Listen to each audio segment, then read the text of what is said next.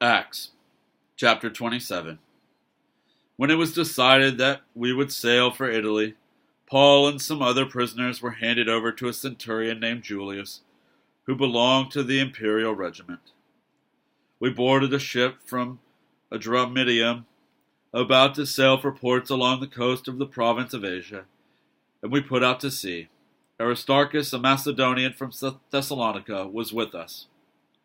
The next day we landed at Sidon, and Julius, in kindness to Paul, allowed him to go to his friends so they might provide for his needs. From there we put out to sea again and passed to the lee of Cyprus because the winds were against us. When we had sailed across the open sea off the coast of Cilicia and Pamphylia, we landed at Myra in Lycia. There the centurion found an Alexandrian ship sailing for Italy and put us on board. We made slow headway for many days and had difficulty arriving off Cnidus. When the wind did not allow us to hold our course, we sailed to the lee of Crete, opposite Salmone. We moved along the coast with difficulty and came to a place called Fair Havens, near the town of Lasea. Much time had been lost, and sailing had already become dangerous, because by now it was after the Day of Atonement. So Paul warned them, "Men, I can see that our voyage is going to be disastrous, and bring great loss to ship and cargo, and to our own lives also." But the centurion, instead of listening to what Paul said, followed the advice of the pilot and of the owner of the ship. Since the harbor was unsuitable to winter in, the majority decided that we should sail on, hoping to reach Phoenix and winter there. This was a harbor in Crete, facing both southwest and northwest. When a gentle south wind began to blow, they saw their opportunity. So they weighed anchor and sailed along the shore of Crete. Before very long, a wind of hurricane force, called the northeaster, swept down from the island. The ship was caught by the storm and could not hit into the wind, so we gave way to it and were driven along. As we passed to the lee of a small island called Cauda, we were hardly able to make the lifeboats secure. So the men hoisted it aboard.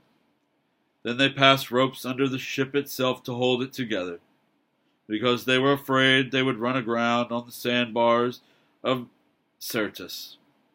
They lowered the sea anchor and let the ship be driven along. We took such a violent battering from the storm that the next day they began to throw the cargo overboard. On the third day they threw the ship's tackle overboard with their own hands. When neither sun nor stars appeared for many days, and the storm continued raging, we finally gave up all hope of being saved. After they had gone a long time without food, Paul stood up before them and said, "Men, you should have taken my advice not to sail from Crete. Then you would have spared yourselves this damage and loss. But now I urge you to keep up your courage, because not one of you will be lost. Only the ship will be destroyed. Last night an angel of the God to whom I belong and whom I serve stood beside me and said, 'Do not be afraid, Paul. You must stand trial before Caesar. And God has graciously given you the lives of all who sail with you.